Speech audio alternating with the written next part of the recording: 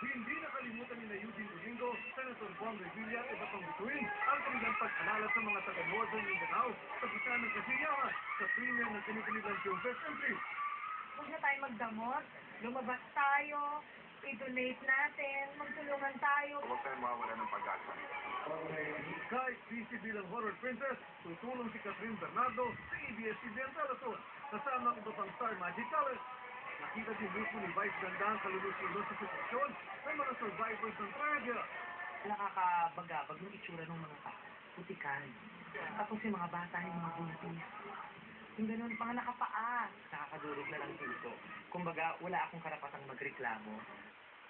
Katuwang ang ABS-CBN sa Gift ka Pamilya, nakatakdang pumunta bukas sa Cagayan de Oro, sina Marica Reyes sa Cuenca. Sa Webes, nakatoka sina John Lloyd Cruz at sa Ina Magdayaw. Sina Piolo Pascual, Maha Salvador at Rhea Alonso ay makikita din sa Biyernes. Naunang tumulong sina Chris Aquino, Angel Octin, Ann Curtis at Dr. Vicky Solo.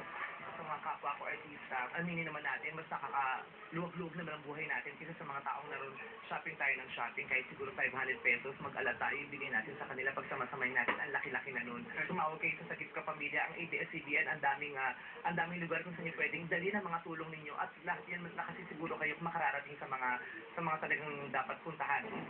Sa Biyernes din, pupunta si Apple the App ng Black Eyed Peas sa Cagayan de Oro para tumulong sa reconstruction ng mga nasalantang paaralan doon. Para sa Ibabalita, Mario Dumawal. Umirit ang anchors at reporters na Cordero, Henry Umaga Diaz, kasama sina Ariel Ureta at Cory Quirino. Nagpakita ang gilas naman sa pagsayawang Star Patroller na si Gretchen Pulido kasama ang mga BGMM Traffic Angels habang nag-Christmas medley sina Nina Corpus, Bernadette Sembrano at Jasmine Romero.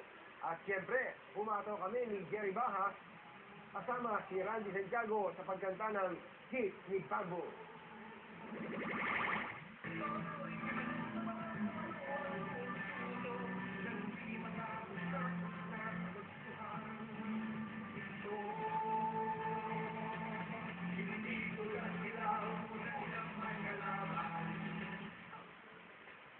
Nakasya rin po sa okasyon ang pinuno ng Manila Radio Division ng ABS-CBN na si Mr. Peter Musni. Samantalay, inihayag din po sa okasyon ang pagbabalik ni Senior Correspondent Corina Sanchez sa DZMM simula ngayong Enero.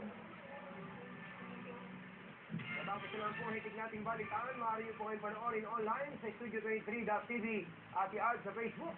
Huwag magpahuli sa mga pangyayari. Programa ay rated G sa mga ilangan